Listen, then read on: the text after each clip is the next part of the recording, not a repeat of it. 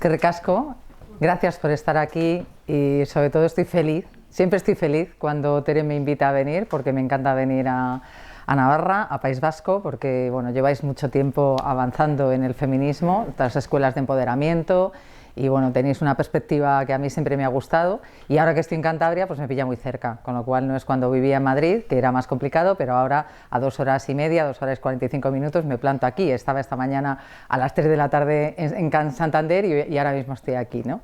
Así que feliz por estar otra vez con lunes Lilas y sobre todo que haya un perfil tan diverso y tan variado. O sea, eso también es algo que una va viviendo en su propia biografía, ¿no? Cuando yo empecé hace unos 34, 35 años a hablar desde la gerontología o la geroantropología feminista, pues evidentemente era no que fuera marciana, o sea, nadie estaba estudiando, salvo maestras como Ana Freixas, muy poca gente lo estaba haciendo.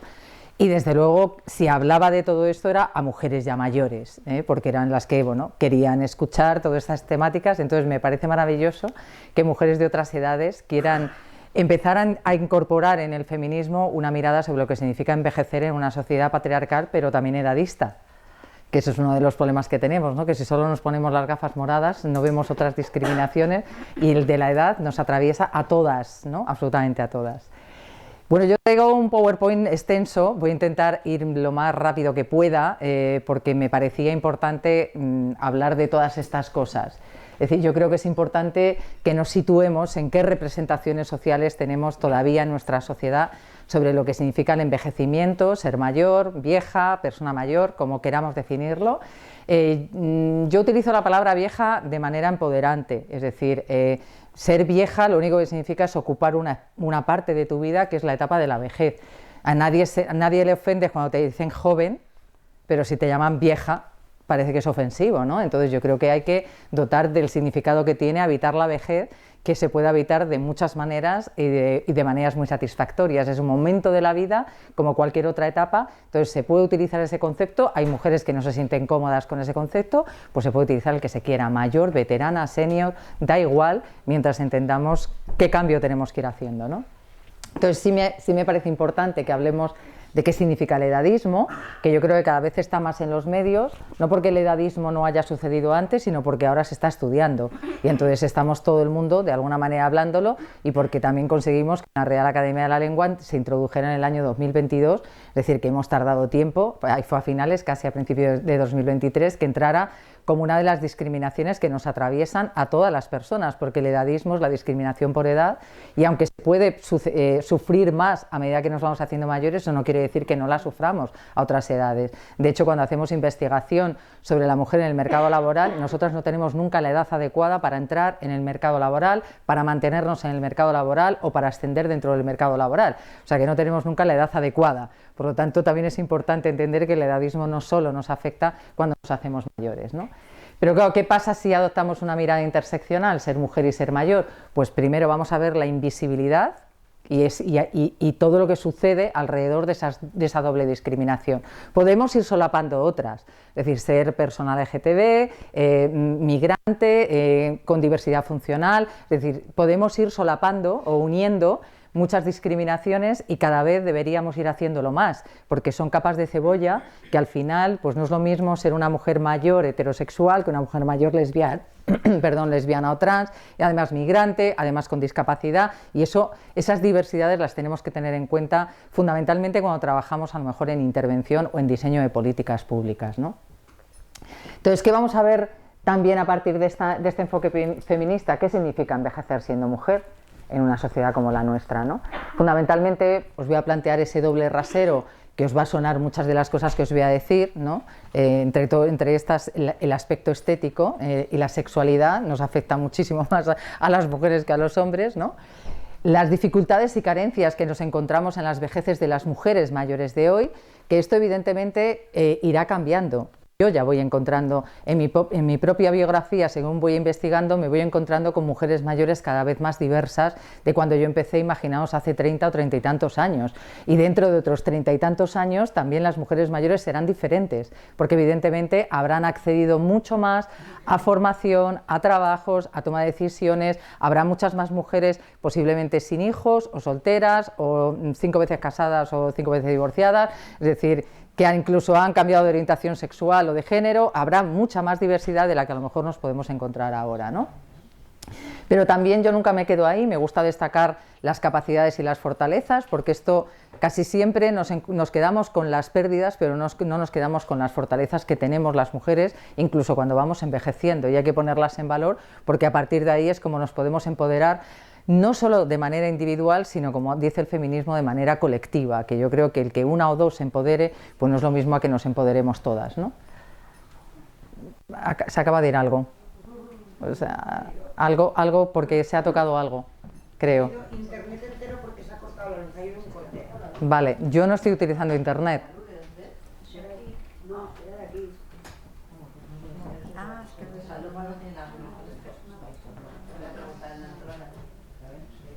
Bueno, si no, yo sigo con el Power sin que esté proyectándose, no pasa nada. Vale, bueno. Porque si no, se va a hacer un poco lento. Vale, bueno, pues yo continuaré con esta idea de las capacidades y las fortalezas porque creo que es fundamental. Espero que me dé tiempo a llegar a algo que a mí me parece muy motivador, que es hablar de qué claves tenemos que utilizar para superar en gran medida muchas de las carencias, los problemas, las dificultades, el edadismo, el patriarcado, cuando nos vamos haciendo mayores. Entonces bueno, hay una serie de claves que sí me gustaría poder llegar a planteárosla, porque a partir de ahí podemos luego hacer como una reflexión conjunta, ¿no? Bueno, ¿qué pasa con las representaciones sociales o con los imaginarios? Desde la antropología, la sociología, quienes hayáis hecho alguna carrera o hayáis estudiado algo en el ámbito de las ciencias sociales, todos nos construimos con imaginarios, ¿no? Con representaciones sociales. Desde que somos pequeñitas vamos creciendo en función de lo que vamos entendiendo que significa ser hombre, ser mujer, a través de los cuentos, los libros. Todos esos imaginarios se nos quedan en la cabeza, y de construir esos imaginarios luego es mucho más difícil. Desaprender es mucho más difícil que aprender. Por eso ojalá cuestionáramos mucho más esto en la escuela, porque realmente desaprenderíamos en gran medida muchos de los estereotipos y los imaginarios negativos que tenemos en la cabeza, ¿no?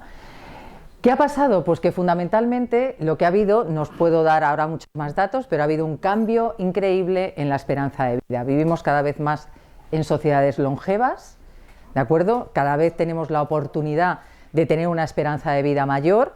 Para que os hagáis simplemente una idea, solo os doy un dato. En el año 1900 en España la esperanza de vida era de 35 años, ¿vale? Ahora es de 85. ¿Qué quiere eso decir?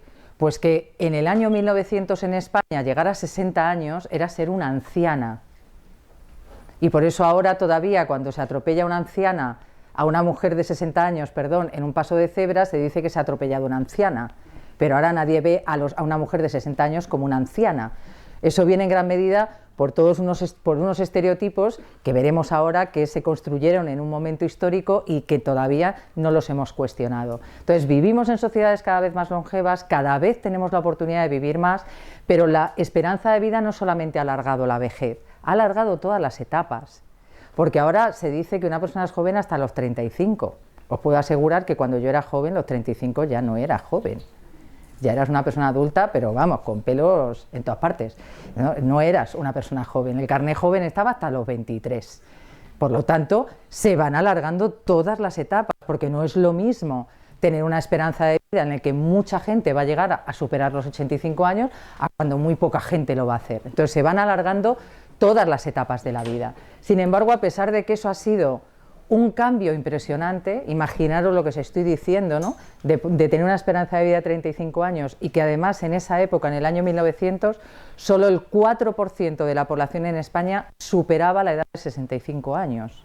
Es decir, que si hubiéramos cogido a 100 personas al azar en España, solo 4 hubieran tenido 65 años. Ahora supera el 20% y algún día cada vez será más.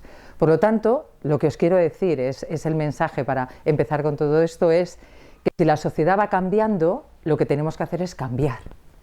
Es decir, si cada vez tenemos más personas mayores, esas personas mayores tienen que tener la posibilidad de tener el protagonismo, los derechos y la libertad que se puede tener a todas las edades. Porque eso es una etapa más de la vida en la que antes casi no se podía vivir y llegaba muy poca gente y ahora llegamos muchas personas, ¿no? Fijaros que cuando se pusieron en Europa los 65 años como la edad de jubilación, esa era la edad a la esperanza de vida en Europa. Por lo tanto, se puso una cifra en la que se sabía que iba a llegar muy poca gente y que la gente que llegaba iba a vivir poco tiempo. Ahora eso no está sucediendo. Ahora tú puedes llegar a trabajar 40 años, pero estar de pensión otros 40 años, o 30 y muchos. Eso no era imaginable hace un tiempo, ¿no?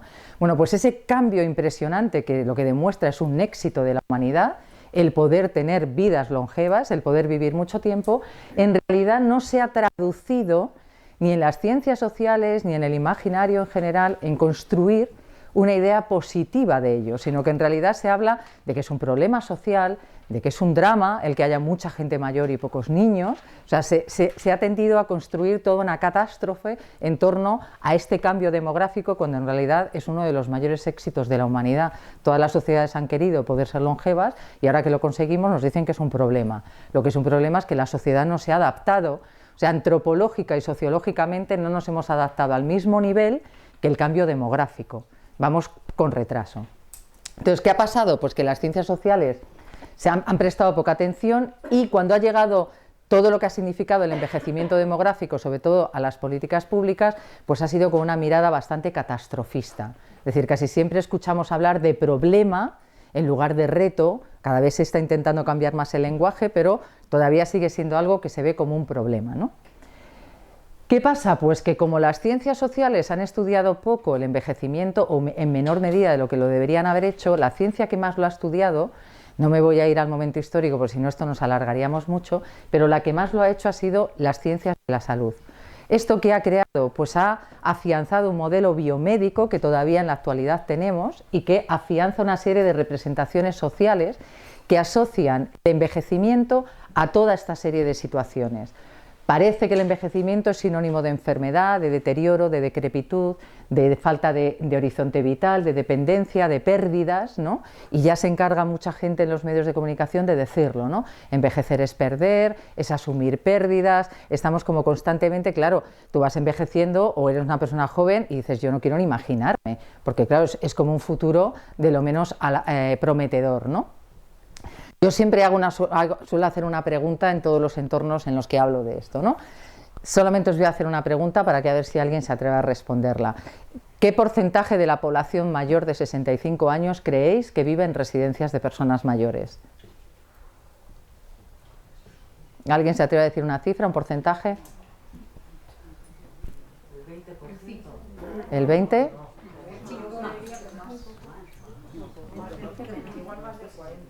¿Más del 40%?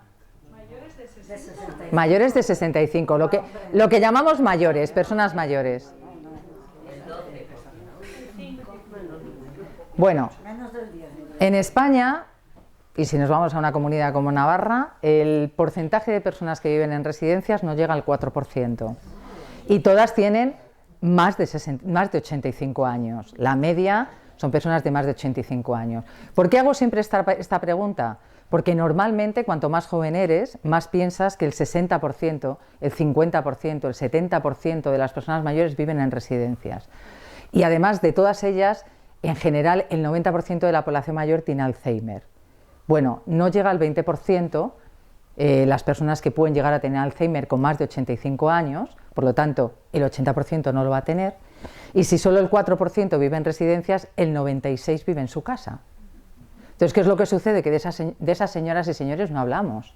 Como en los medios constantemente se habla de decrepitud, de enfermedad, de residencias, de Alzheimer, de todo ese tipo de problemas, se construye un imaginario en el que pensamos que hacernos mayores implica necesariamente ser una persona enferma, decrépita, con pérdidas y que voy a acabar en una residencia.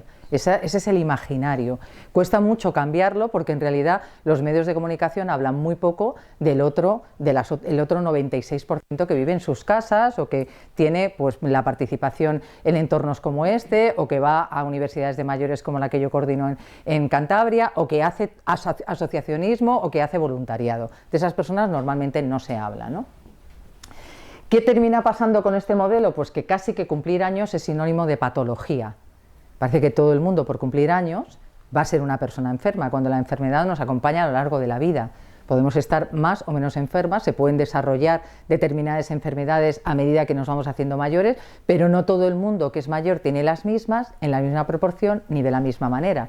Por eso lo que hay que invertir, y ojalá cada vez haya más gente joven, es en qué hago con mi vida para entender que las decisiones que yo tome y las cosas que yo haga a lo largo de mi vida va a tener consecuencias para mi vejez. Porque la vejez no se improvisa, es la suma de factores protectores a lo largo de la vida y de lo que yo he hecho a lo largo de la vida, ¿no? La vejez además está fuertemente medicalizada.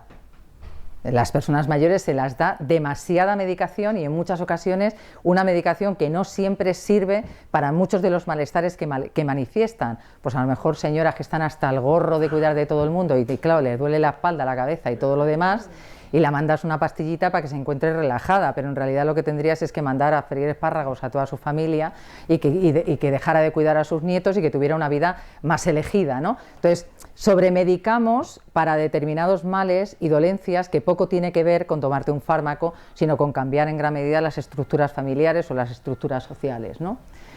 También acaba apareciendo que el envejecimiento es un fenómeno curable, ¿no? Estas terapias antiedad, antienvejecimiento, bueno, no hay nada mejor que morirse joven y uno no envejece. Te mueres como Marilyn Monroe y te mueres estupenda, pero en realidad lo que queremos es envejecer, porque en realidad el envejecimiento es un proceso que comienza cuando nacemos y acaba cuando morimos. Pero en gran medida, me voy a esa última parte, tenemos la idea de que cuando hablamos de vejez, hablamos de declive, porque es lo que va desde la adultez a la muerte. Eso es lo que llamamos habitualmente, la gente es la idea que tiene de lo que es envejecimiento, mientras que todo lo demás es crecimiento. Por eso si una niña cumple 5 años, es decir, pasa de 4 a 5, decimos que ha crecido, pero si una señora de 85 años cumple un año, decimos que ha envejecido y tiene 86. Ambas dos han cumplido un año, ambas dos han envejecido lo mismo, un año. Lo que pasa es que en sus cuerpos no se nota de la misma manera, pero han cambiado y se han desarrollado un año, ¿no? Entonces, no tenemos la idea de que el envejecimiento es un proceso que comienza cuando nacemos, sino que es algo que se da en la última etapa de nuestra vida. Estamos envejeciendo constantemente porque estamos viviendo constantemente. Estas terapias anti-envejecimiento son más peligrosas de lo que creemos, porque nos están haciendo constantemente entender que el envejecimiento es un problema, que es algo malo, que tenemos que evitar, ¿no? Cuando en realidad lo que tendríamos es que problematizarlo, ponerlo en el centro y decir qué significa esto de envejecer y cómo podemos envejecer cada vez con más bienestar, con más deseo, con más ganas y cumpliendo, haciendo lo que a mí me dé la gana, ¿no? También es muy biologicista, todo se reduce a la edad que tenemos y al cuerpo, ¿no?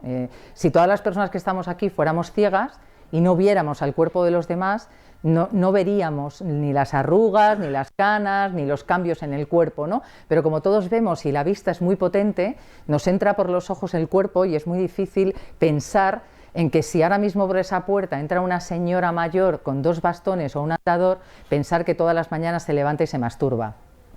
No me entra en la cabeza porque yo estoy viendo ese cuerpo envejecido, como con fragilidad, y yo no pienso que esa señora hace las mismas cosas que puedo hacer yo o que me gusta a mí teniendo otra edad. Entonces nos invade demasiado el cuerpo y yo creo que eso es algo que tenemos, es muy importante porque es lo que nos permite vivir, pero tenemos que cuestionar cómo miramos ese cuerpo y por eso es tan importante mirarlo desde una mirada feminista, ¿no?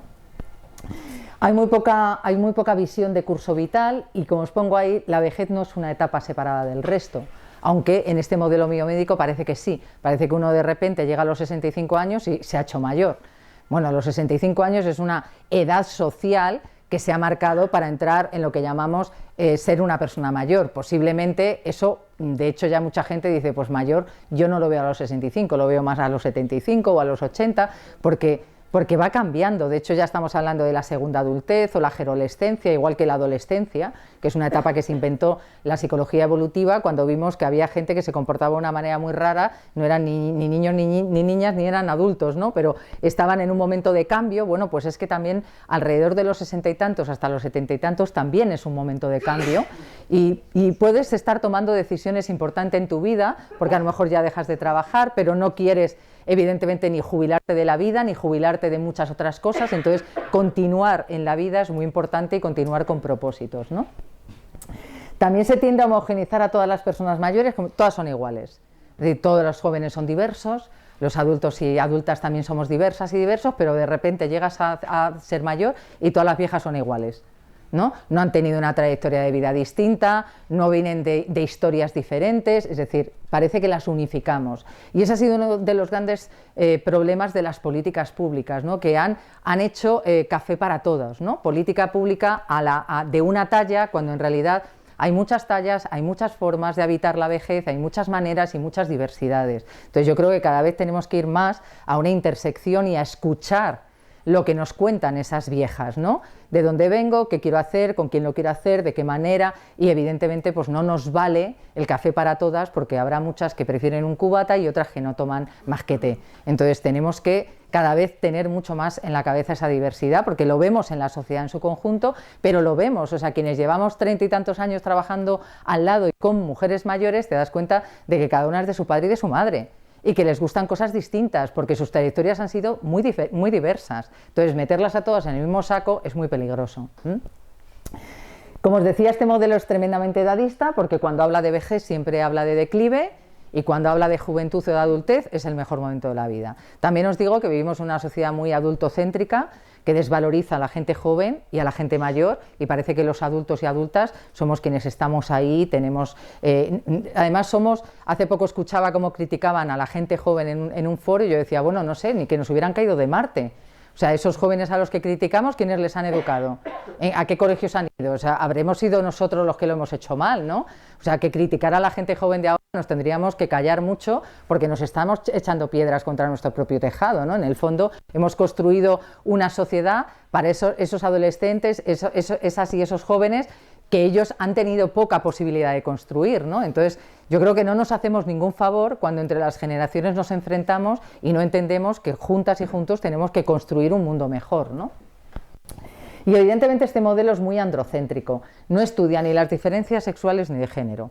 De hecho, ahora lo vamos a ver, la gerontología es una ciencia bastante androcéntrica, como lo han sido todas las demás ciencias, ¿no? Entonces, hay que cuestionarla. De hecho, como hablaba antes con Tere, yo voy como el baúl de la Piquer por toda España, pero fundamentalmente los entornos feministas, de igualdad, que son los que están incorporando una mirada sobre lo que significa envejecer, mucho más que quienes trabajan en políticas de mayores o en el ámbito de mayores, que no tienen todavía una mirada muy feminista. O sea, que eso también nos lo tenemos que, hay que cambiar, ¿no? Eso es un reto que tenemos todavía. ¿Qué pasa con esta imagen? Pues que está cargada de estereotipos negativos. Y evidentemente esto hace que tengamos una idea muy estigmatizadora y terrible de lo que significa ser mayor. Al final, incluso sale gente en medios de comunicación diciendo que envejecer es perder todo, ¿no? Hace poco salía una persona que decía, es perder pelos, perder belleza, es perder todo. Y yo decía, digo, bueno, habrá algo que ganemos, porque si no ganamos nada con la edad, pues deberíamos hacer como Cocoon, me parece que era, ¿no? Que a los 50 te morías. Bueno, pues no tiene mucho sentido que al final podamos vivir más tiempo y sea a costa de pensar que es lo peor que nos puede pasar, ¿no? También, por ejemplo, Ana Belén salió en un medio de comunicación diciendo esta frase, ¿no? Que hay que ser valiente para envejecer. Yo creo que hay que ser valiente para envejecer en una sociedad edadista.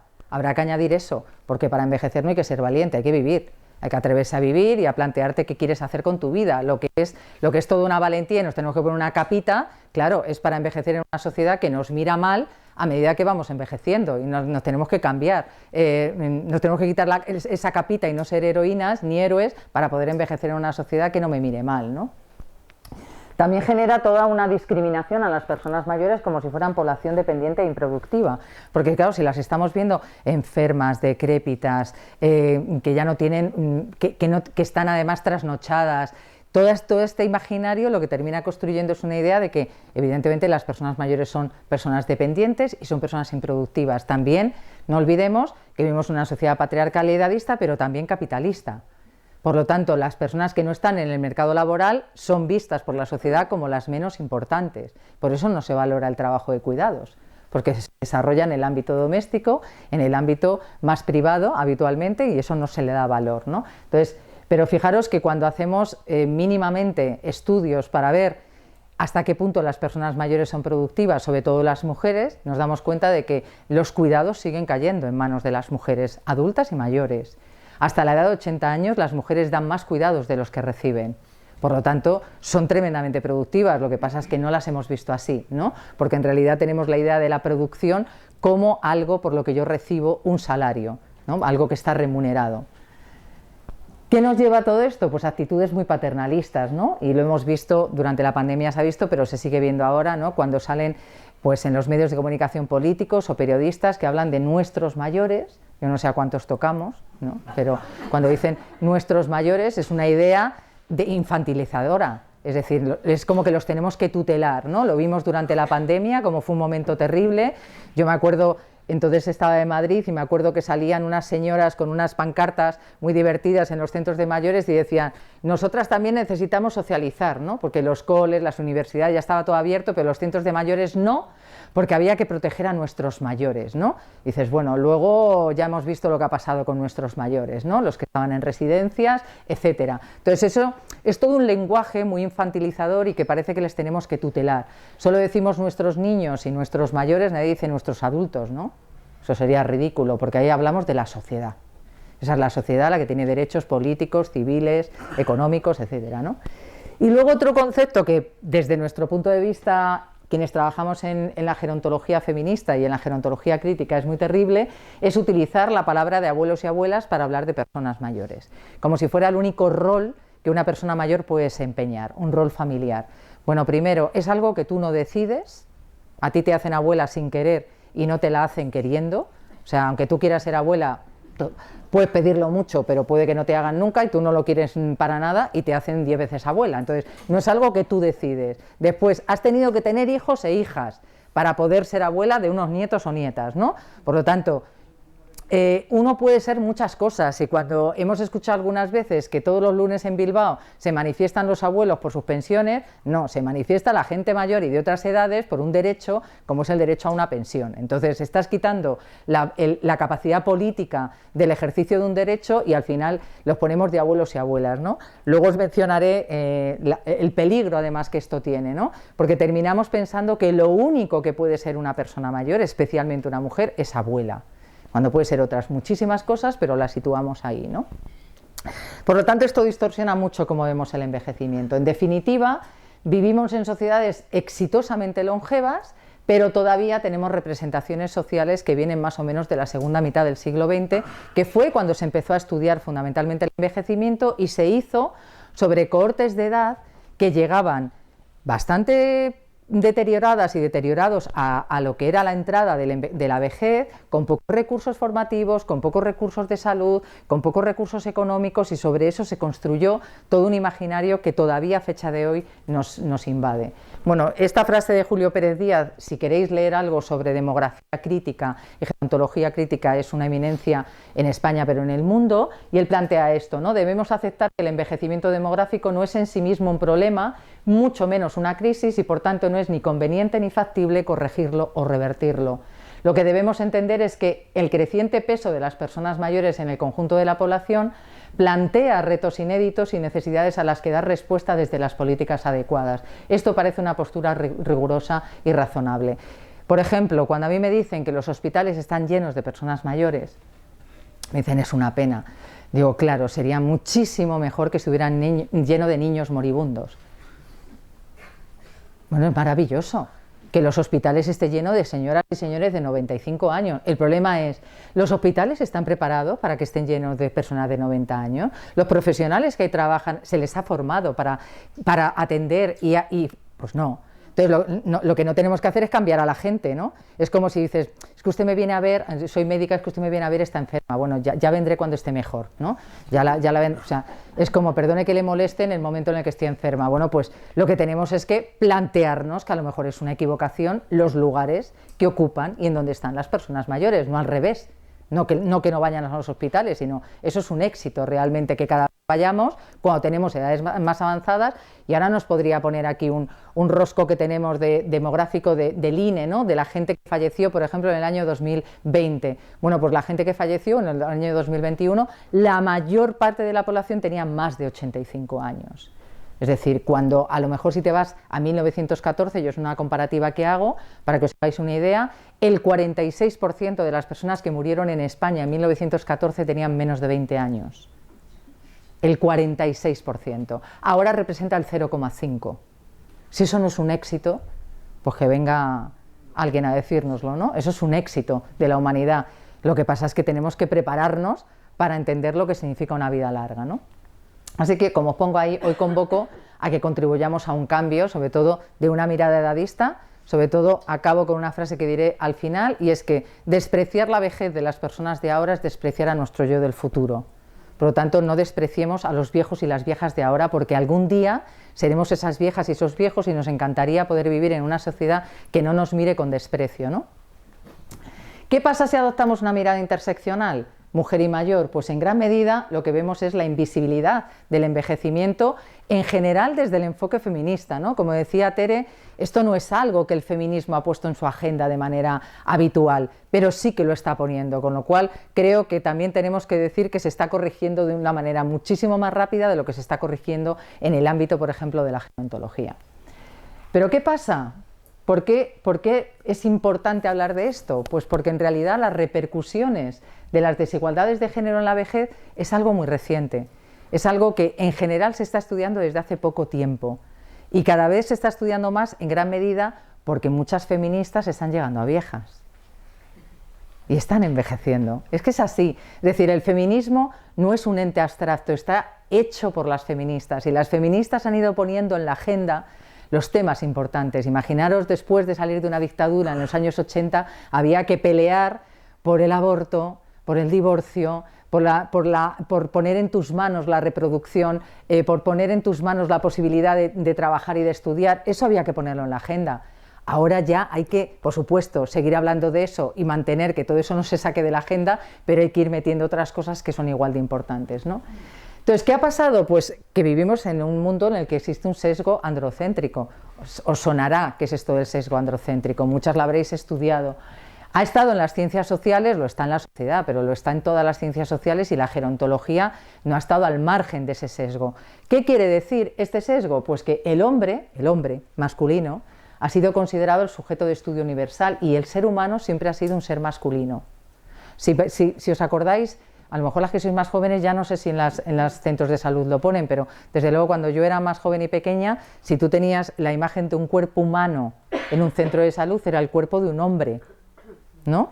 O sea, y solamente había algo relacionado con nosotras si te ibas a ginecología, pero un médico o una médica no tenía el cuerpo de una mujer para hablar del cuerpo humano, porque nosotras no somos el universal son ellos. Y os cuento una anécdota muy rápida. Cuando se hizo el Museo de la Humanidad, que al principio se iba a llamar Museo del Hombre, en Burgos, luego fue el de la Humanidad, bueno, había un vídeo muy cortito que se ponía en Atapuerca, donde está la excavación, ¿no? Y entonces el vídeo sí que decía la evolución del hombre. Duraba poco tiempo, eran 8 o 10 minutos, y ahí contaba, ¿no?, cómo habíamos evolucionado, y todos los homínidos que ahí aparecían tenían pene. Desde el primero hasta el último, un mono, iba avanzando la evolución hasta que llegaba al último, ¿no? Como el chiste este que acaba con un maletín. Bueno, todos tenían pene. Bueno, acaba la explicación y yo tenía al lado una pareja que tenía una niña pequeña, era para haberla adoptado, claro, habérmela quedado, porque cuando acabó el vídeo le dijo a sus padres, los padres le dijeron a ella, nos tenemos que ir, ya ha acabado el vídeo. Dijo ella, no, me han explicado la evolución del hombre, que ya sé que viene del mono, pero yo no sé de dónde vendrán las mujeres. Y yo dije, por favor, yo quiero conocer algún día a esta chica con 25 o 30 años, ¿no? A ella le quedó claro que le habían hablado de la evolución del hombre, no de la evolución del ser humano, ¿no? Entonces, aunque parezca una tontería, ese lenguaje que nos estructura la cabeza, que estamos constantemente hablando en masculino, cuando el hombre llegó a la luna, cuando el hombre ha descubierto no sé cuántos, cuando en realidad se consiguió gracias a mujeres matemáticas que hicieron el cálculo para que la nave llegara, es decir, siempre se nos invisibiliza por esta sociedad androcéntrica, ¿no? Entonces tenemos constantemente que cuestionar incluso el lenguaje que utilizamos, incluso a veces las mujeres, que hablamos de nosotras mismas en masculino. ¿No? Estás en un aula y de repente estás hablando en masculino, cuando tienes delante el 80% son chicas, ¿no? Pero tú hablas de los alumnos. Bueno, pues eso nos lo tenemos que corregir porque en el fondo invisibilizamos a todas las que estamos en un lugar, en un espacio, porque siempre creemos que somos la diferencia, no lo universal, ¿no? Claro, la gerontología se ha estudiado el envejecimiento como si fuera realmente un proceso idéntico para hombres y para mujeres, y no lo es. No lo es ni a nivel biológico, ni lo es en cuanto a lo que la sociedad entiende que significa ser un hombre y una mujer desde una construcción de género, ¿no? Por lo tanto, el feminismo evidentemente aporta los fundamentos para cuestionar este sesgo, y es lo que nos ha ayudado a entender por qué las mujeres estamos en situación de discriminación en una sociedad patriarcal, pero, como os decía antes, prácticamente no había puesto el foco en el envejecimiento y en la vida de las mujeres. Por eso, en gran medida, mucho de lo que hemos hecho las mujeres a lo largo de la vida ha estado invisibilizado, sobre todo cuando nos hacemos mayores, ¿no? Y todavía incluso parte del feminismo cree, ¿no? A veces, si no has trabajado sobre ello y no pones la mirada sobre ello, como te dicen, bueno, es que a las mujeres mayores llegan a edades muy avanzadas y hay que cuidarlas. Digo, ya, fundamentalmente porque se han dejado la vida por el camino, han cuidado de todo el mundo y cuando llegan a los 90 están agotadas, ¿no? Entonces eso es lo que no vemos. Eso es lo que nos ha costado ver, ¿no? Porque en realidad están haciendo mucho más por la sociedad de lo que reciben de la sociedad, ¿no? Y a veces incluso la imagen que se ha trasladado de las mujeres mayores es como extremadamente vulnerable, que están constantemente en situaciones de vulnerabilidad, cuando en mucha y en gran medida tienen enormes fortalezas para superar muchas de las carencias que el sistema patriarcal les ha impuesto en sus cursos vitales, ¿no? Entonces, ¿qué significa esto de envejecer siendo mujer? Pues fundamentalmente lo que vamos a ver son estas cosas, ¿no? Cómo la discriminación, esta frase a mí siempre me gusta mucho decirla para que se nos quede un poco grabada. Las investigaciones no demuestran que la discriminación por edad o edadismo afecta más a las mujeres mayores que a los hombres mayores, y la discriminación de género afecta más a las mujeres mayores que mujeres de otras edades, porque han ido acumulando discriminaciones de género a lo largo de la vida, ¿no? Por lo tanto, en nuestra sociedad, en definitiva, lo que se transmite es, primero, que es mejor ser joven que ser viejo, y que mejor es ser hombre que ser mujer. Por lo tanto, ser mujer y ser vieja está doblemente devaluado, ¿no? Está peor visto.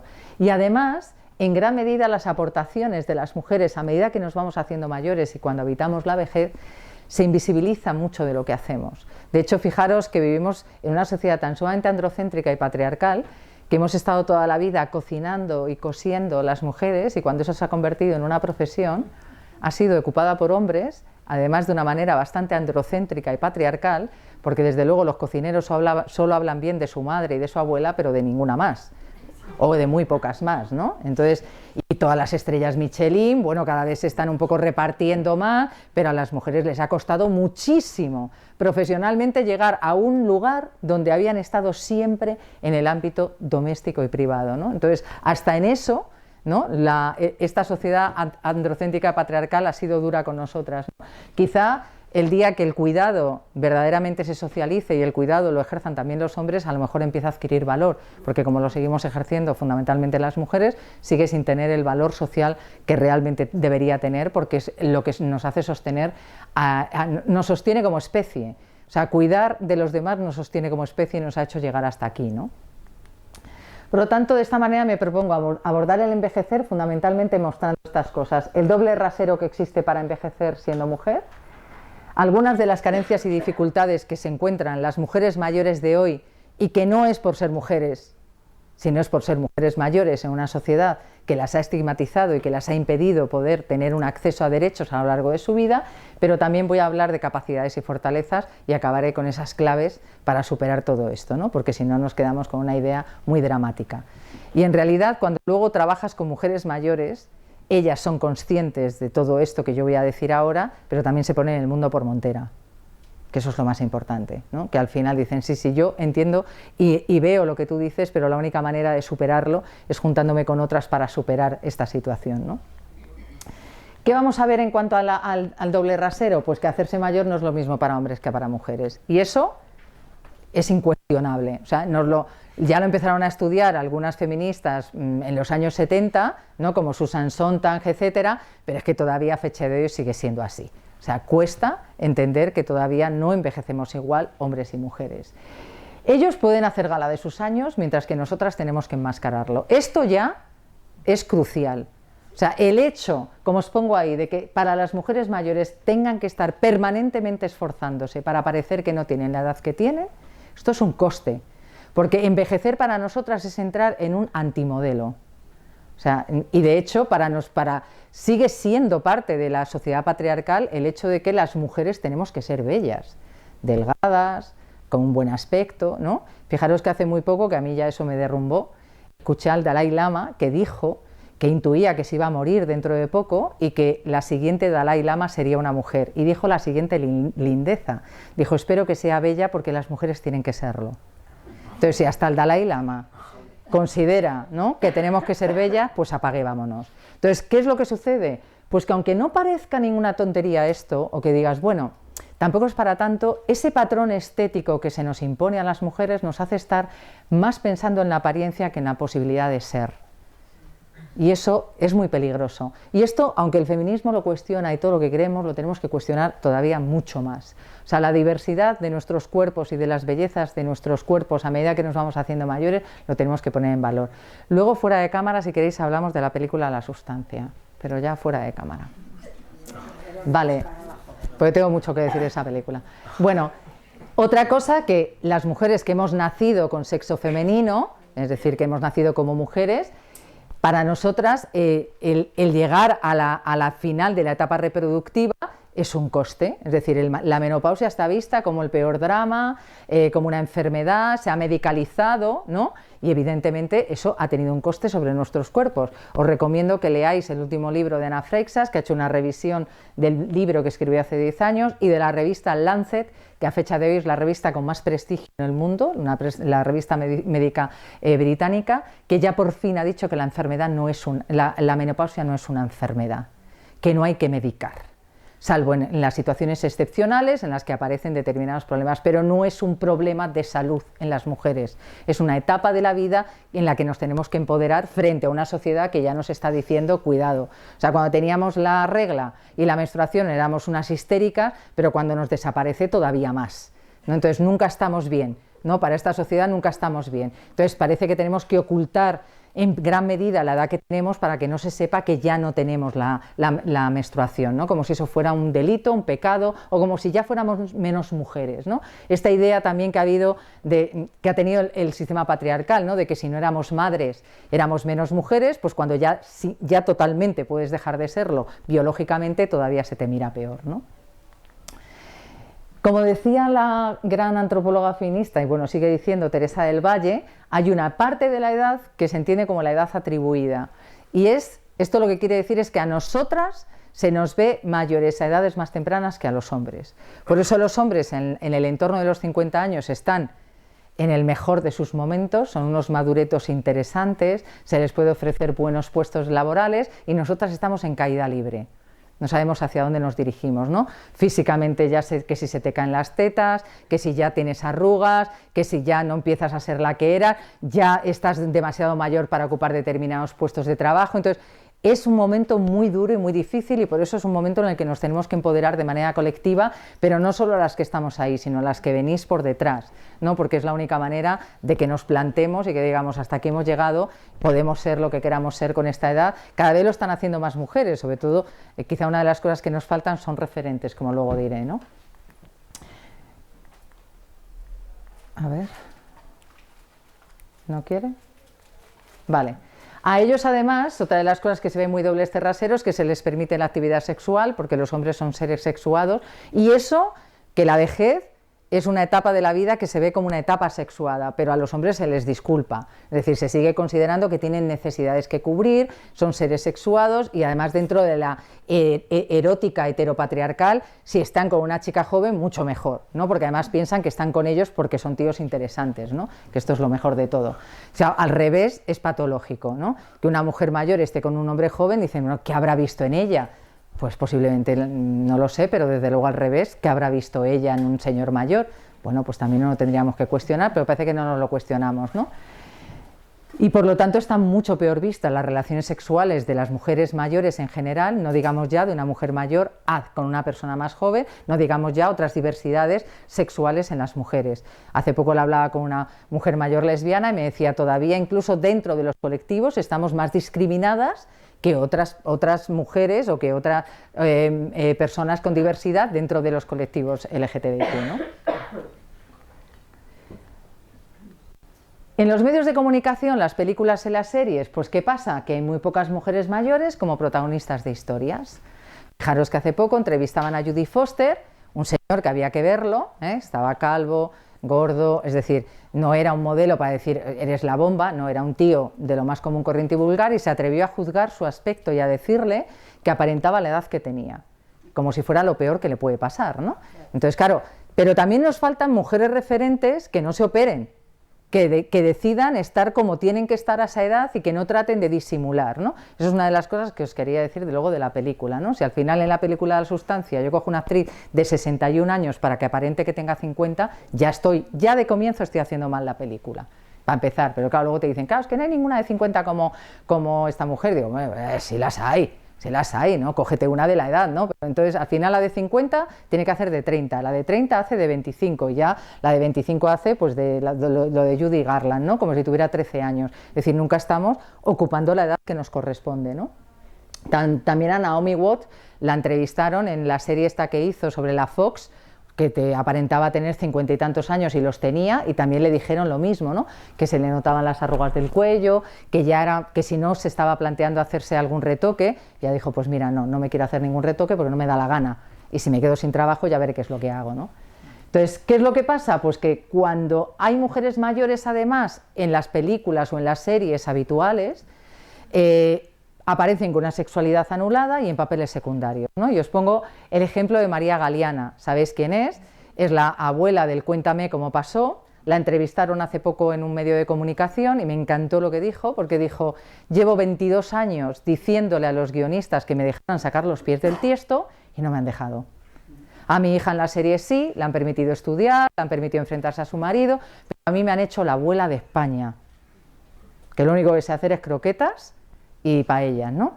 Cuando esa señora además no se parece en nada a la señora de la serie, porque fue maestra, cuando se jubiló, aunque ella había hecho teatro aficionado, fue cuando se empezó a dedicar verdaderamente a ejercer como actriz. Entonces dices, ¿por qué tienes que convertir a esa señora en la abuela de España cuando has estado en horario de máxima audiencia en la televisión española, que veían millones de personas, y hubiera sido una oportunidad para poner un imaginario de una mujer mayor como las que nos encontramos constantemente en la sociedad, ¿no? Por lo tanto, todo esto influye en nuestra actitud hacia las mujeres mayores. Las vemos torpes, ejercemos mucho paternalismo, infravaloramos sus deseos, sus inquietudes, no las escuchamos, es a mí qué me va a contar esta señora, ¿no? Entonces, al final esto construye todo un imaginario de ellas en las que en muchas ocasiones muchas se encuentran con muy poco protagonismo y con muy poca capacidad de decir lo que opinan, lo que quieren, lo que desean o lo que les apetecería hacer, que en muchas ocasiones sería mandar a su familia a freír espárragos, pero no lo suelen hacer porque consideramos, además vivimos en una sociedad muy familista en la que la familia es muy importante, pero yo soy de las que digo que la familia es muy importante, pero lo es igual o más tus amigas, ¿no? Una conclusión muy importante es que cuando yo hice mi tesis doctoral y yo hablaba con las mujeres, pues me di cuenta de que todas ellas tenían claro este imaginario, pero en gran medida habían ido buscando los resortes para superarlo, ¿no? Para empoderarse, para sentirse más libres, para cuestionar un poco el modelo, aunque no es fácil. Luego lo veremos, ¿no? En esas claves que yo os voy a dar, no es fácil estar en los límites, porque al final te vuelves una tipa demasiado peleona. Entonces hay que buscar la manera de poder empoderarte sin parecer que eres una rabiosa, ¿no? Que si no al final te ponen un poco de rabiosa, ¿no? ¿Qué carencias y dificultades? Voy a ir un poco rápido. Bueno, en gran medida los patrones y los roles de género son los que están detrás, no como telón de fondo, de gran parte de las discriminaciones que observamos en las mujeres mayores, sobre todo en las mujeres de más edad. no nos situemos en mujeres de 60 y tantos, situémonos en mujeres de 80 y mucho, en el que cuando hablas con ellas, en su relato aparece la discriminación de género que sufrieron cuando eran niñas pequeñas, ¿no? No las dejaron estudiar, porque para ser lo que se esperaba de ellas, que era esposas y madres, pues no necesitabas estudiar demasiado, sino estar en entornos domésticos en los que te enseñaran a desarrollar esos papeles. Muchas no pudieron trabajar, por lo tanto, y si entraban y salían del mercado laboral era en gran medida por sus relaciones dentro de la familia, ¿no? Por eso yo, por ejemplo, en mi tesis doctoral, las mujeres que tenían más nivel de formación, que tenían más recursos y que habían vivido vidas más libres, ¿cuáles eran? Las solteras. ¡Viva la soltería! Claro, es que el estado civil marca muchísimo para los hombres y las mujeres. Las solteras estaban mucho mejor y las casadas estaban peor. Y en el caso de los hombres es al revés. El estar casado les pone en una mucha mejor posición, ¿no? Entonces, esto todavía que nos siga pasando, aunque pasa, pero que nos siga pasando, porque si al final algo tan básico como el estado civil no puede marcar tanto a las mujeres, pues es un coste, ¿no? Inmenso. Evidentemente todo esto hace que muchas de ellas entraban a un mercado laboral precarizado, sin pagar a la seguridad social. Y esto que vemos, pues que muchas no tienen pensiones de jubilación, algunas, la mayoría tienen pensiones de viudedad, las que se casaron, porque tienen más esperanza de vida que ellos, y incluso las que pudieron estudiar y tuvieron buenos trabajos, aún así tienen pensiones de jubilación más bajas que los hombres, porque cobraban menos. Es así de fácil, ¿no? Algo que todavía seguimos diciendo, ¿no? Cuando escuchamos en los medios de comunicación a algunas personas que dicen que para cuándo el Día Internacional de los Hombres, pues bueno, es que no sé, el día que eso lo necesitemos, pero de momento lo necesitamos en todos los sentidos. El de la mujer, cobramos menos, ocupamos menos puestos de responsabilidad, de poder, cargamos con los cuidados, etcétera, etcétera, etcétera, ¿no? Y por lo tanto, como os pongo aquí, todas esas cosas son importantes, pero no nos debemos olvidar que tenemos que tener en cuenta muchas variables que nos atraviesan a las mujeres y que nos hacen diversas.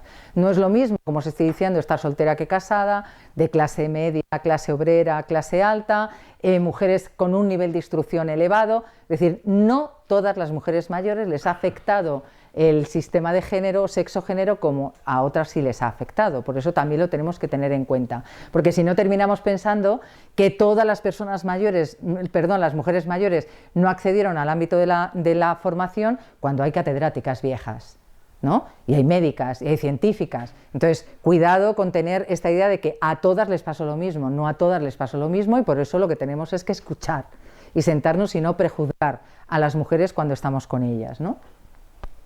También la mayor esperanza de vida de las mujeres es un éxito. Es decir, al final poder vivir más tiempo y tener una vida más larga, podemos valorar que es un éxito, pero también tenemos, cuando hacemos un estudio de la esperanza de vida desde una perspectiva feminista, vemos también que tiene ciertos inconvenientes. Por ejemplo, el haber desempeñado múltiples roles a lo largo de la vida, el haber sido seres para otros constantemente, esto les ha pasado factura. Y esto es algo que repito y no me canso de decir, porque nos cuesta mucho entender a las mujeres que lo que hacemos nos pasa factura en nuestra salud. Pensamos que las cosas van por separado. Si estamos, o sea, la última encuesta de Eurostat dice que las mujeres trabajamos entre 7 y 10 horas más a la semana que los hombres. Si eso lo hacemos, dormimos menos, estamos más pendientes de todo el mundo, pensamos en la felicidad de todo el mundo, nosotras no estamos en la primera de la fila, pero eso pensamos que no nos pasa factura de ninguna manera, ni a nivel físico ni a nivel emocional, ¿no? Es como la violencia, ¿no? Como que si la violencia que podemos sufrir no nos pasara factura sobre nuestra salud, pues nos pasa. Y a las mujeres mayores les ha pasado. Entonces, claro, nos las encontramos que llegan a edades más avanzadas, pero ¿cómo llegan? En muchas ocasiones llegan agotadas y con muchos problemas de salud, y de hecho vemos dolencias que tienen, por ejemplo, las mujeres profesionales que se dedican al cuidado, como son lumbalgias, que lo tienen todas las cuidadoras profesionales, tienen lumbalgia, como muchísimas mujeres mayores, y no es porque son mayores, sino por todo el ejercicio de los roles que han desempeñado durante la vida, ¿no? A edades avanzadas también pueden requerir apoyos. Por lo tanto, la cadena de apoyos, si es que lo necesitan, va a venir fundamentalmente de otras mujeres, hijas, hermanas, ¿no? Incluso a veces madres, porque tú puedes tener 65, 70 años y a lo mejor necesitar apoyo y te lo está dando una madre de 90 porque está mejor que tú. Yo. Mi madre tiene 100. Fijaros, ¿no? Imaginaros. Bueno, ¿Qué es lo que pasa? Que cuando esas mujeres, hijas, hermanas, primas, están trabajando, tenemos que buscar otras mujeres de la sociedad que nos apoyen en los cuidados. Por eso ayer me gustó mucho escuchar en los medios de comunicación que por mucho que hagamos, intentemos hacer políticas públicas, todo lo que queramos, si no entran los hombres en la ecuación de la corresponsabilidad, no hay manera. No hay manera, y esto no se sienten interpelados porque los estudios nos demuestran que los hombres de cuidar a alguien cuidan a sus hijos, pero no cuidan de nadie más. En gran medida, el último estudio del Inserso dice que el 82% de las personas que cuidan de alguien en situación de dependencia son mujeres. El 82%. Digo, o sea, si esto te lo dicen en 1910, lo entiendes, pero en 2024 no lo puedes entender. No lo puedes entender, porque el estudio es de hace 1 o 2 años, no lo puedes entender. Entonces, todavía falta mucho por andar, todavía falta muchísimo, ¿no? ¿Qué es lo que pasa si estás en el mercado laboral? Que buscamos otras mujeres para que apoyen en el cuidado. Mujeres migrantes.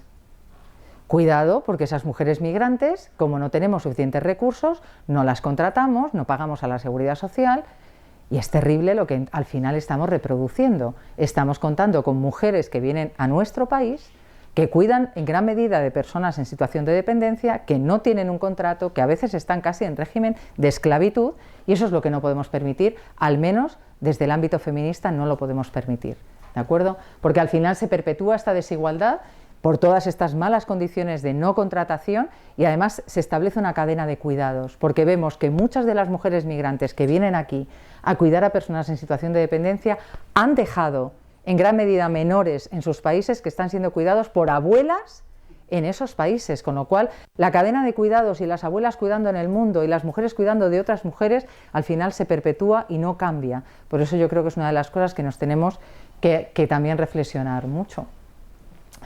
Sin embargo, también, a pesar de que las mujeres mayores puedan necesitar cuidados, como os pongo aquí, no podemos olvidar que son todavía las grandes cuidadoras.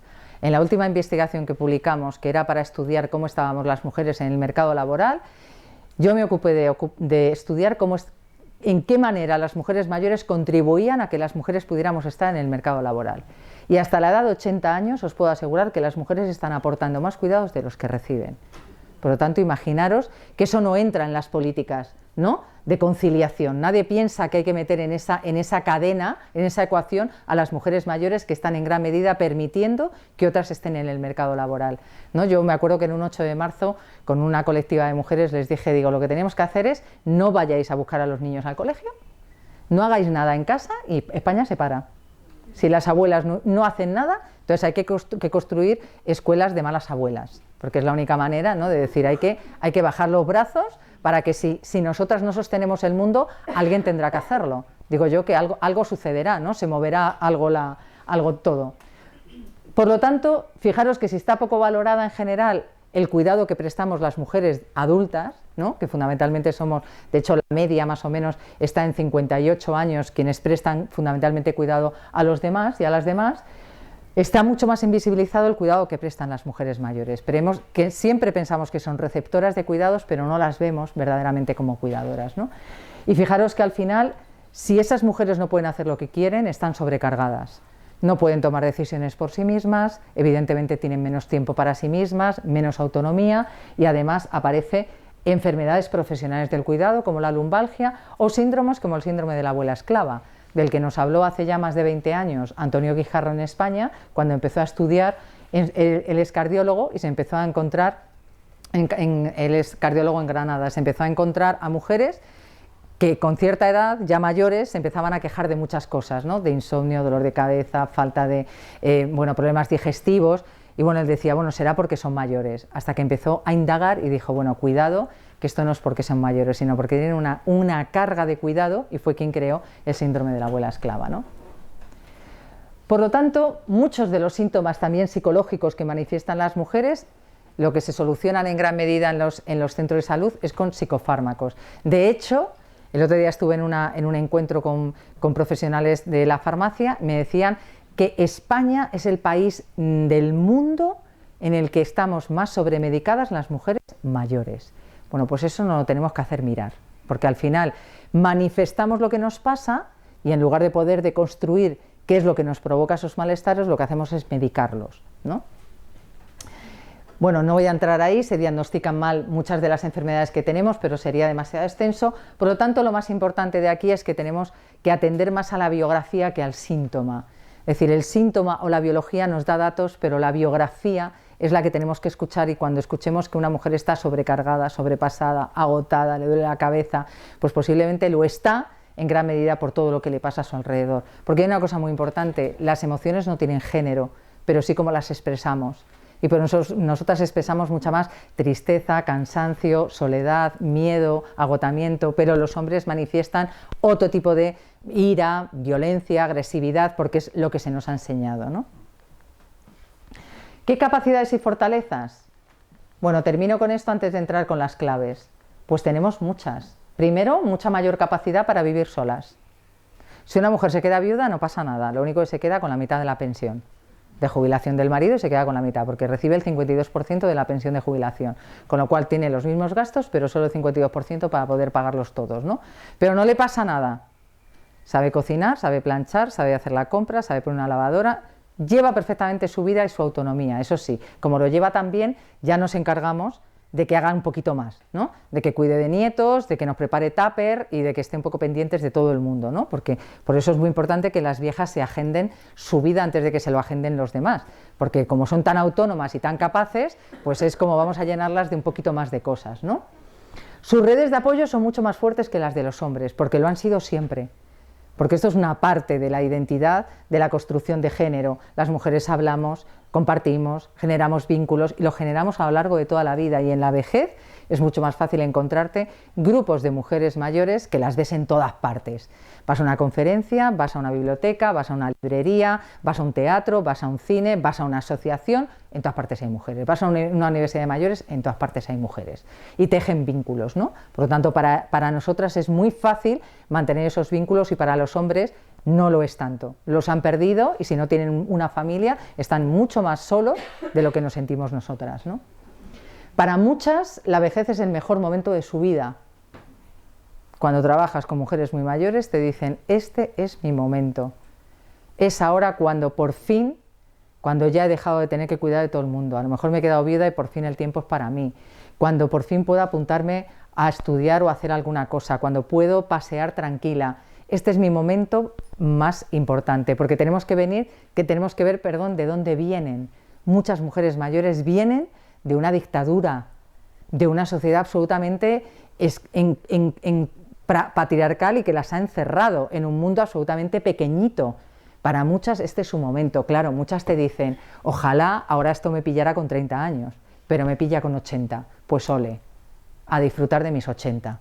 Entonces también que entendáis que muchas mujeres mayores son enormemente felices en esta etapa de su vida. Por eso también tenemos que verlas así, empoderadas y con capacidad para disfrutar de esta etapa de su vida, ¿no?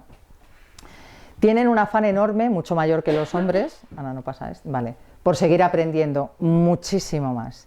O sea, la Universidad de Mayores UNATE, en la que yo estoy en Cantabria, para que os hagáis una idea, tenemos unos 1.800 alumnos y alumnas, el 82% son mujeres. Y da igual lo que programes, desde astronomía hasta inglés con canciones, te da lo mismo. Ahí están ellas, estudiando todo y haciendo todo, ¿no? Hace poco me decía un profesor de informática que, bueno, pues están con lo de sacarte el certificado digital, todas estas cosas, que si no lo haces ya no puedes hacer absolutamente nada, y todas se apuntan, porque dice, pues mira, tengo que aprender a manejar mejor el WhatsApp porque mi nieto se ha ido a vivir a Australia, tengo que saber meterme en Zoom. Bueno, pues al final están motivadas para ciertos cambios, no para otros, pero para ciertos cambios, y yo las alabo. Otros hacen muy bien en decir, no me da la gana que me atienda un robot y quiero que me atienda una persona, pero para las cosas que evidentemente les interesa van a clase de, bueno, pues todo lo que es aprender a manejar el WhatsApp o el móvil, ¿no? Y el otro día me decía este profesor que había algunas que llevaban el móvil del marido, ¿no? Para que le descargara al profesor el certificado digital en el móvil. Le decía al profesor, no, que venga tu marido. Y claro, luego me decía, ahora entiendo por qué vosotras vivís más tiempo, porque es que los hombres caducamos. Que es un poco lo que decía Adrienne Rich, ¿no? Ella decía, las mujeres vivimos más por esta capacidad de seguir formando parte de la sociedad, generando vínculos, aprendiendo, ¿no? Estando con otras e incluso compartiendo intergeneracionalmente con otras, que vas adaptándote a otras miradas y otras situaciones, ¿no? También, evidentemente, participar es un estímulo para ellas para superar en gran medida la exclusión de la que vienen, que lo han sufrido y se les ha impuesto a lo largo de su vida, no haber podido a lo mejor estudiar lo que querían o haber podido trabajar en lo que querían. No me acuerdo de una mujer muy mayor que llegó a acabar la carrera de psicología, pero tuvo que acabar primaria, tuvo que acabar secundaria, tuvo que examinarse para entrar a la universidad. O sea, fue un esfuerzo, pero decía, yo tengo que conseguirlo, porque era el sueño de mi vida haber podido ejercer esta profesión, ¿no? Entonces, ese tesón y esa fuerza también al final te das cuenta de que está en muchas de esas mujeres y que a veces pueden, otras veces no pueden hacerlo, porque en muchas ocasiones se las sigue cargando con el cuidado y con eres muy importante para la familia y te siguen metiendo ahí, ¿no? Evidentemente posibilita, como os decía, nuevas socializaciones. Si queréis entrar en nuestras redes, bueno, pues por ejemplo el año pasado hicimos un rap con algunas de las frases que el año anterior nos habían dicho mujeres de toda Cantabria, mujeres reivindicativas, o sea, frases reivindicativas que le decían a su familia, a los medios de comunicación, las administraciones públicas, los periodistas, a todo el mundo, ¿no? Y todas esas frases, hicimos un vídeo y al año siguiente dijimos, ¿por qué no intentamos que este vídeo se transforme estas frases en un rap? Entonces nos pusimos en contacto con Celia Bisul, que es una rapera y poeta, construyó un rap con todas esas frases y lo cantaron el año pasado, fue una bomba, porque de hecho lo terminaron cantando hasta en Monterrey, en México, ¿no? Y bueno, el lema era somos mayores, diversas y estamos aquí, ¿no? Entonces yo os animo a que lo veáis. Bueno, ya termino con estas claves y ya a partir de aquí debatimos todo lo que queráis. Yo os voy a dar algunas claves para superar todo esto que hemos visto, que en el fondo es, yo creo que hay que tener en cuenta este telón, hay que tener en cuenta, no podemos hacer un análisis que no sea estructural, ¿no? Que es donde históricamente y estructuralmente nos situamos los hombres y las mujeres en una sociedad que nos ha ido discriminando a las mujeres a lo largo de todo nuestro curso vital y tenemos que seguir analizando esa estructura para ver cómo habitamos cada una y cada uno una sociedad que nos discrimina, ¿no? Yo creo que en primer lugar tenemos que atrevernos a ser viejas, mayor, senior, veterana, lo que os dé la gana, me da igual la palabra que queráis utilizar, yo creo que sin tener que aparentar otra cosa. En el fondo tenemos que poder, como os digo ahí, tenemos que necesitar poder disfrutar de ser viejas y de poder parecerlo, es decir, tenemos una edad y lo aparentamos y no tenemos que estar disimulando, que el mayor regalo y piropo que te diga alguien no sea que no aparentas la edad que tienes, porque es que parece cuando te encuentras con alguien que te dice que no aparentas la edad, que qué bien te conservas, ¿no? Que dices, bueno, no me tengo que conservar, lo que tengo es que vivir, ¿no? Entonces, y luego además tú coges a 50 mujeres de la misma edad, lo vais a ver si veis el documental, que ya me ha dicho Tere que lo va a traer, el de No apta para cobardes, pues ahí hay mujeres de 50 años en adelante, cada una está de una manera. Por lo tanto, que no nos preocupemos demasiado, porque al final si estás demasiado preocupada por encajar en un modelo, que además no es un modelo que hemos construido nosotras, sino que nos han construido, nos hace estar más pendientes del aparentar que del ser, ¿no?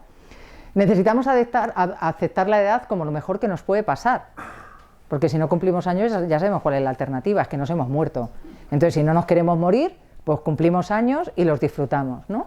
Y necesitamos resignificar el cuerpo de las mujeres para ser libres, porque si no nos empoderamos en cualquier momento, es que en el fondo vivimos en una sociedad que tampoco las chicas jóvenes estáis empoderadas, porque también el modelo que se os impone es muy rígido y muy duro, ¿no? Lucía Sombras, también podéis buscar en internet, hizo un proyecto muy bonito con las lideresas de Villaverde, hizo unos vídeos con ellas que se llamaban Los cuerpos de las mujeres en la vejez, salían medio desnudas. Y yo me llevé a todas mis alumnas de la Complutense a ver los vídeos y algunas de 18 años me decían, yo no me hubiera puesto en bragas y sujetador delante de una cámara ni harta vino, ¿no? Y estas señoras de 80 años sí lo hacen. Entonces, bueno, que nos da mucho miedo enseñar nuestro cuerpo porque parece que nuestro cuerpo nunca encaja, ¿no? En el modelo que nos venden. Yo hace años, me acuerdo con mi madre, que estábamos viendo unas fotos y de repente vi unas fotos, yo tenía como 18, 17, 18 años, dije, hostias, si yo era un pibonazo. Y me decía mi madre, pues no te lo decía yo siempre, pero tú no. Digo, pero es que nunca te has visto así, nunca te has visto bien. Nunca, siempre tenías poco, tenías mucho, ahora tenías poco, pecho, mucho pecho, la cadera, muy alta, muy baja, la cara alargada, o sea, el cuello muy largo. Nunca nos hemos visto bien porque siempre hemos estado horrorizadas y enfadadas con nuestro cuerpo. Entonces yo creo que nos tenemos que desenfadar, pero todas a la vez, independientemente de la edad, porque entiendo que con 20 años tampoco estás a gusto. O sea, si no lo estamos con 80, con 20 tampoco, porque nos venden un modelo. Bueno, yo el otro día en la peluquería me dieron una revista mientras me hacía el tinte y empecé a mirar, dije, por Dios, si a todas estas chicas las quitas la ropa y parece que estás viendo Auschwitz. O sea, dije, pero no iban a cambiar la talla de las modelos, o sea, soy una talla 30.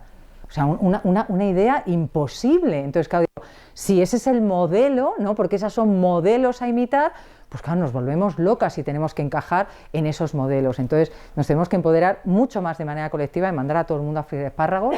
Y, por supuesto, una de las cosas más importantes, vivimos una sociedad capitalista que se aprovecha muchísimo de nuestros cuerpos, que nos vende de todo para estar estupendas. Compraros la crema más barata que hidrate, la más barata, porque ninguna antiarrugas te quita nada. Entonces, hay que hidratar, porque es fundamental. Yo no entiendo cómo los hombres no se echan crema, porque a mí me empieza a tirar. Entonces, hay que echarse crema para hidratar, es fundamental. Pero una baratita, baratita. No te compliques la vida, porque es que las otras no te quitan nada. O sea, es mentira. Entonces, yo creo que nos tenemos que poner y cuestionar todo eso, ¿no? Tenemos que hacer visible la diversidad de las mujeres mayores y ponerla en valor. Hay que arreglarnos acorde a nuestros gustos, no a nuestra edad. Eso no existe. Eso no existe. Yo cuando iba con mi madre, que ya por desgracia no la tengo a mi lado, murió, pero cuando yo me iba con ella, que le encantaba la ropa de colores, y íbamos a una tienda y miraba algo y pedía una talla, decía, ¿es para usted? Le decía a la dependienta, yo es que no lo... Digo, uy, no sabes dónde te estás metiendo, no sabes en qué jardín te estás metiendo. Entonces, vístete como te dé la gana, a cualquier edad, y no vas a cambiar por ser mayor. Si a ti te gusta ir de una determinada manera, que vistas igual cuando seas mayor, porque no existe una manera de vestir por ser joven o por ser mayor. Vistes en función de tus gustos y de lo que te queda bien. Si no te ha quedado nunca bien un tipo de vestido, no te lo vas a poner cuando seas mayor porque te va a seguir quedando igual de mal. Entonces, búscate algo que te guste y que te quede bien independientemente de la edad. También nos tenemos que estar muy alertas con la cirugía estética. Muchísimo.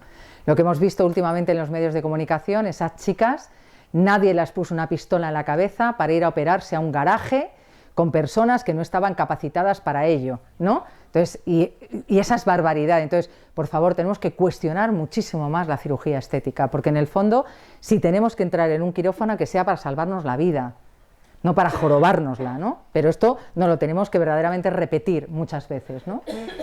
Tenemos que visibilizar a las viejas como agentes de su propia vida, realmente ser seres para nosotras y decir no a todo lo que no nos apetezca.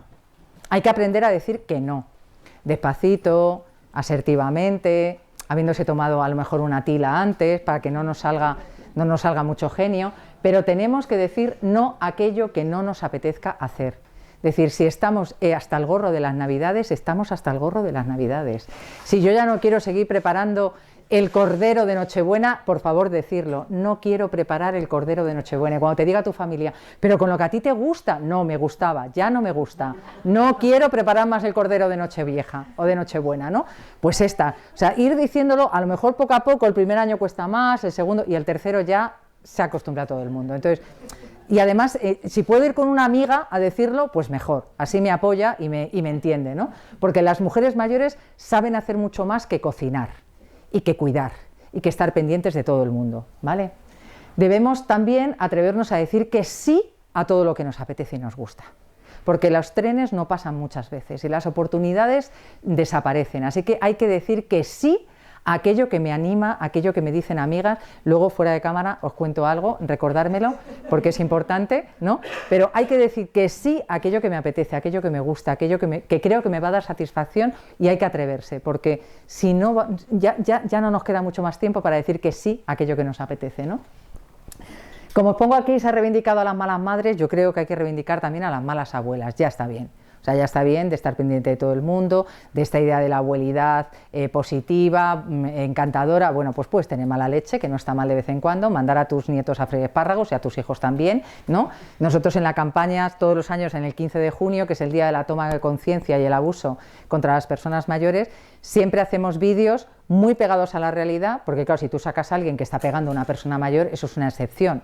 Lo normal es el maltrato y el edadismo que hacemos constantemente, de que yo voy con ella, que es mi madre, al médico, y entonces el médico me habla a mí de su enfermedad, ¿no? Como si ella no estuviera, ¿no? Entonces hicimos un vídeo como ese, o hicimos un vídeo de 3 señoras mayores que se juntan y que les van llamando sus hijos y les tienen que mentir. Y eso es una experiencia que yo viví, ¿no? Tienen que mentir de lo que están haciendo o dónde están, porque sus hijos les han dicho: no salgas de noche, que es peligroso, no vayas al teatro, que no está bien. Y yo siempre le digo a todas las señoras mayores, digo: salgan ustedes como si no hubiera un mañana, porque el 80% de los accidentes y de las caídas se tienen en casa. Hay que salir a la calle. Hay que salir a la calle y viajar. La mayor parte de las caídas son en casa, con lo cual en casa no te puedes quedar. Es lo último que puedes hacer.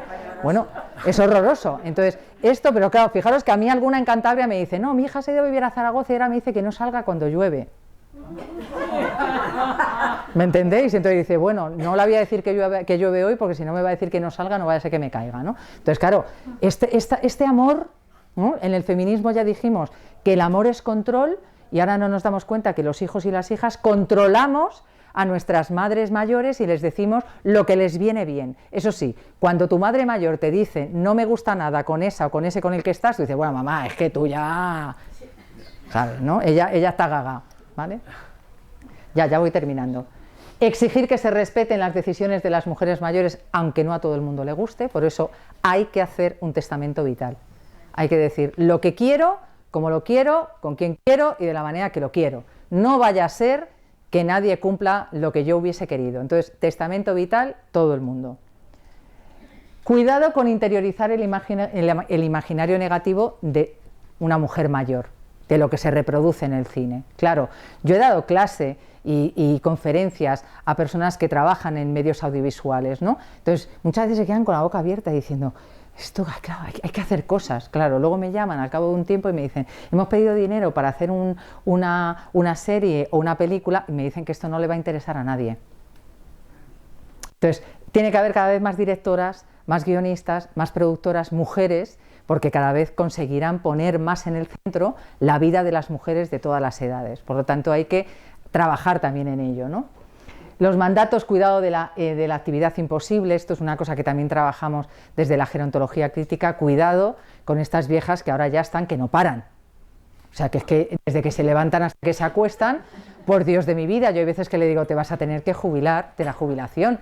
O sea, no puedes ir a pilates, luego a la clase de teatro, luego comes con una amiga, luego vas a hacer voluntariado, luego paseas, luego... Digo, abúrrete. O sea, que también de vez en cuando hay que aburrirse, no pasa nada. De hecho, se acaba de publicar un estudio que dice que las personas que se aburren son muy inteligentes. O sea, que de vez en cuando aburrámonos, no tenemos que estar en el sin parar. O sea, también parar, tomarte un cafetito con una amiga, ver un atardecer, tampoco está mal, ¿eh?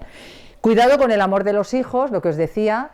Cuidado con que ahora mi hijo o mi hija me quiere tanto, que no me deja ni vivir, ¿no? Eso yo creo que es importante cuestionarlo, porque como hace poco me decía también una mujer mayor, ¿no? Me decía: yo he permitido y he dejado que mi hija fuera de Erasmus cuando era joven, y ahora se ha ido a vivir a no sé dónde, y ahora ha hecho y yo me como mi miedo, ¿no? Pero ahora que yo quiero hacer cosas, ella no quiere. Mamá, ¿cómo vas? Mamá, ¿dónde vas? Joder, cómete tu miedo.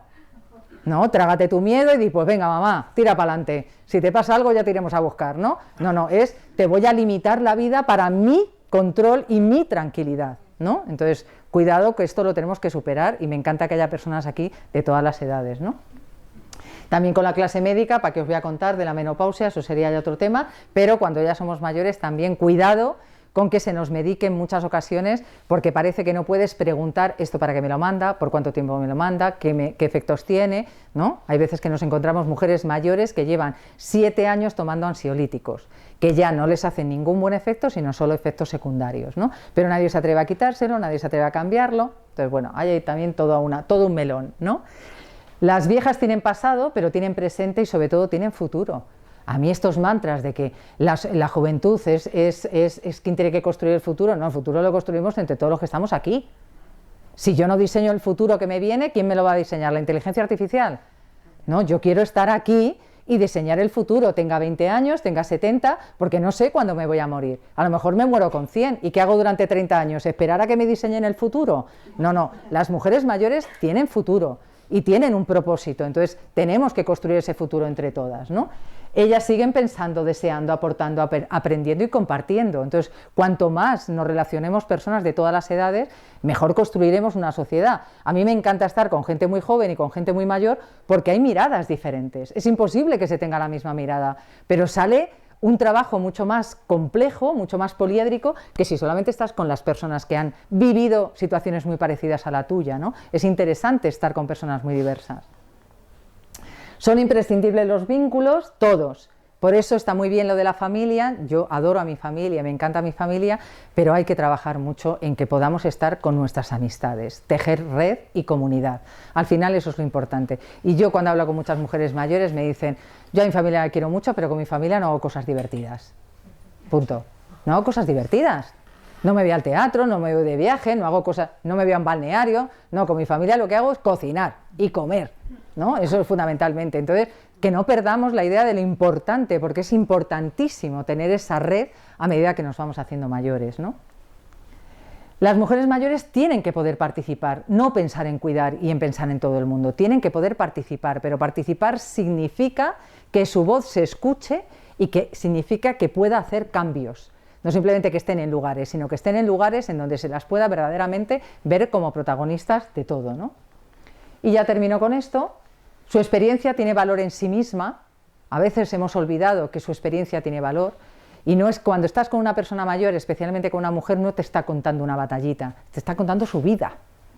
Hay que entender de dónde viene, ¿no? Hace poco me acuerdo con un periodista que hablaba de los lavaderos, ¿no? Como lugares de socialización. Digo, bueno, a ver, eso es muy romántico, ¿eh? Las señoras iban ahí a currar, los lavaderos iban a lavar la ropa de todo el mundo, dejándose las manos, y claro, era un lugar de libertad donde muchas se juntaban y podían hablar, pero no olvides que era un lugar de trabajo y muy duro, ¿no? Entonces esa romantización que a veces se tiene, pues hay que poner en valor lo que significa y que te lo cuenten. No te lo van a contar como, es que no sabes lo que no es tener lavadora. No, cuéntame lo que significaba para ti tener que llevarte la ropa a lavar a un lavadero o al río, porque eso me hace entender la fortaleza y la capacidad que has tenido de resiliencia, ¿no? Esa palabra tan bonita que ahora nos encanta decir, ¿no? También debemos reconocer sus necesidades, sus deseos, y para eso tenemos que escucharlas, y ellas tienen que sentirse libres para poder expresar lo que desean, lo que quieren, lo que les apetece, porque a veces no siente que tienen la posibilidad de decirlo o la capacidad de decirlo. Entonces tienen el derecho de poder contar lo que quieren y lo que desean, pero no se han atrevido a decirlo en muchas ocasiones, ¿no? A mí muchas señoras mayores me dicen, uy, que si yo le dijera a mi familia lo que a mí me gusta. Digo, ya, luego os digo otra anécdota muy divertida de una señora que se fue a Benidorm, ¿vale? Debemos promover que dispongan de sus bienes y su dinero. Su dinero es suyo.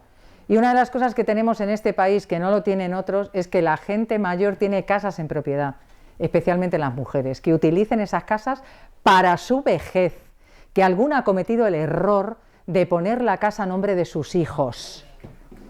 No, para que luego la herencia vaya mejor. A freír espárragos, que se coman luego la herencia si tienen que heredar y no se pueden quedar con la casa, adiós muy buenas, tú ya no estás aquí. Es decir, las señoras se tienen que gastar el dinero en ellas, su casa es para ellas y su dinero es para ellas, para vivir bien su vejez. La herencia es un invento antiguo. Ya no hay que dejar nada a nadie, ya se ha dejado estudios, esfuerzo, cariño, todo lo del mundo, y el dinero es para una, así que calcular la edad que tienes y la esperanza que te queda para calcular el dinero que te puedes gastar, ¿no? Eso es importante. También tienen que decidir dónde quieren vivir, por eso es muy importante que de manera comunitaria las mujeres feministas vayamos pensando cómo queremos vivir en la vejez, dónde podemos vivir en la vejez, porque no todas tenemos los mismos recursos. Estas cosas del cohousing están muy bien, las viviendas colaborativas, pero hoy no accede todo el mundo, y para que pueda acceder tenemos que pelear en que haya suelo público dedicado a ello, es decir, todas tenemos que pensar, ¿no?, que si ahora todo el mundo está diciendo que quiere tener una casa para poder independizarse, pues es que hay muchas señoras que lo que quieren a lo mejor es vivir más en comunidad, porque a lo mejor ya no quieren estar en la casa en la que están solas, o quieren estar ahí pero con apoyos, ¿no? Y debemos extender el derecho a una sexualidad libre y diversa a todas las edades, porque hablamos mucho de la sexualidad y las diversidades, pero las diversidades y las sexualidades están a todas las edades y hasta el final de la vida, para ser seres libres sexuales o para no serlo. lo que a cada una le dé la gana, ¿no? Hace poco en un taller una señora me decía, pues mira, yo es que ahora mismo ya me da hasta pereza bajarme las bragas. Pues nada, señora, usted no se la baje, no hay ningún problema, pero si la de al lado está feliz de bajársela todos los días, no la juzgue. O sea, lo bueno es entender esas diversidades y que cada una lo viva y lo disfruta, lo veréis en el vídeo, cómo cada una vive la sexualidad de una manera diversa y distinta. Y además no llegas a mayor y de repente cambias demasiado, es decir, tiene mucho que ver con tu historia de vida, pero también en gran medida con el aprendizaje que puedas tener a medida que te vas haciendo mayor. Bueno, yo lo dejo aquí, porque si no ya no va a haber tiempo para el debate, o sea que lo dejo aquí para todo lo que queráis aportar.